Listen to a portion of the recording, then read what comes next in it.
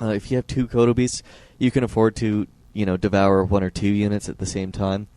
Also, that's where, Speed Scroll comes in great. You can just do some really gay hit and runs, devour, run away, and then all they can really do is hope that the Speed Scroll wears off in time for them to catch up with you and start slowing stuff.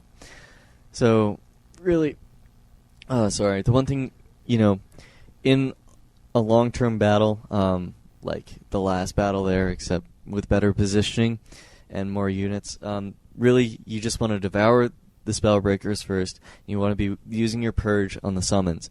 Eventually, you want to try and move certain melee units into the middle, and then Lightning Shield them, and then send them back at the casters.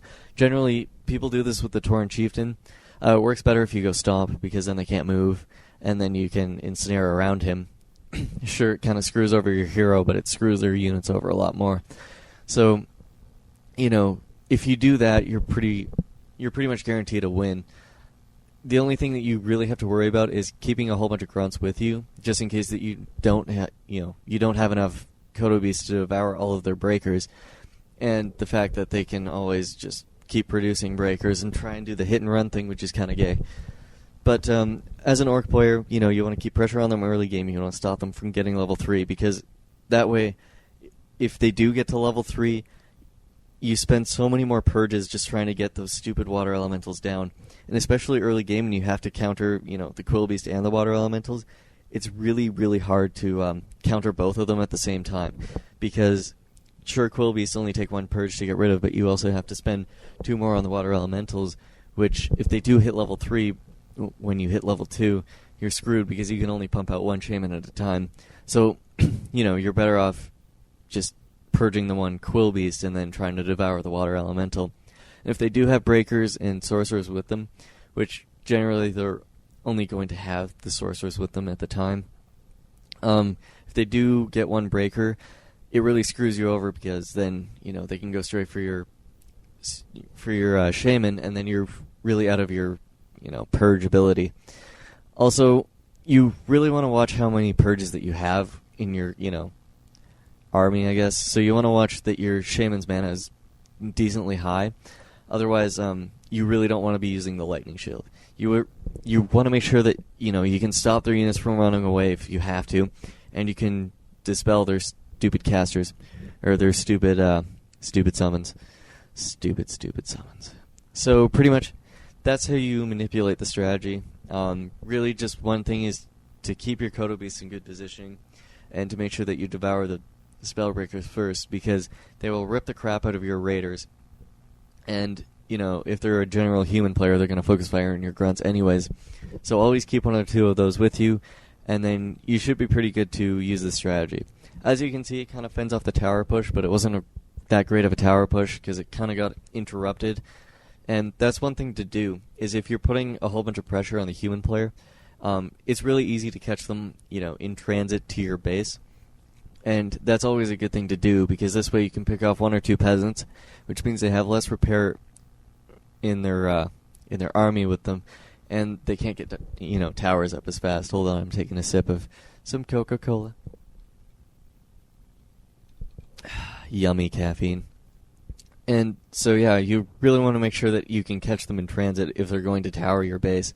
But the great thing is, you have the Kodo Beasts to get rid of their summon, and you also have purges to be able to waste on their Quill Beasts, so they really won't have the summon with them. And all you really have to do at that point is make sure that you can use your grunts to focus down their casters. And usually sorcerers only have like 1 or 2 slows in them, so if you don't lose enough units, you're pretty much good to fend off the tower push that way. Especially because Kodo Beasts do a lot of damage to towers. If you've ever watched it, they actually do beast-like damage, because with the fast attack speed and the war drums, they do a lot of damage in the end. I'm not sure what the damage per second is, but it's pretty brutal. And one thing that is great about the Farseer, which is why I like him over the Blade Master, is they waste slow on your wolves. So it kind of makes it easier to fend off the tower push, because they're slowing things that can be recycled, really. So usually they have it on auto attack. If they're really, really good, they'll probably just manually cast the slow on your grunts and stuff. But generally speaking, they're just going to auto cast an attack move straight to your base.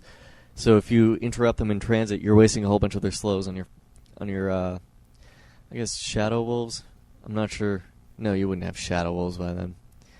But you'll have wolves, just in general, so it pretty much screws them over if they start wasting slows on units that don't really matter. They give so little experience anyways that even if they do, kill one or two, they're really not going to gain that much of a level. Unless they're on the critical point of getting there, which then it kind of screws you over, but generally speaking, that never happens unless you're really having a bad day. So, if you're going to interrupt a tower push, that's probably a good way to do it. The only thing that you lose with not having the Spirit Walker Raider thing is when interrupting the tower push. If you go with your whole army, your Kodo Beasts really don't move that fast, so you're kind of losing a bunch of your mobility with the Raiders and the Dispel. But, I like that strategy. It works fairly well. A lot of people really don't expect it because, they expect the Raider Spirit Walker thing, or some sort of mass error, which is when they start going rifles. And once again, that's why you keep grunts with you, because if they do go rifles, it kind of screws, a couple of your units over. But really, you can use your wolves to your advantage there. If you do want to use the Blade Master, I don't recommend using the strategy because it's really Farseer oriented. It just gives you the chain wave and the wolves, which is always great to have with you. So, with the Blade Master, you lose a bunch of your, you lose your wolves, and you kind of lose your really good harassing ability in the early game, which I know it's a Blade Master, it's good at harassing, but really all you can do with the Blade Master is harass peasants, and that's pretty much all that I see people do with the Blade Master anyways. And the one thing that you can do with the Farseer is you can actually chase down a whole bunch of footmen, because, you have the two wolves, which is great damage output, and you also have your Farseer, which is, great damage output. So I'm going to end this portion of the audio right here. Thanks for listening, etc.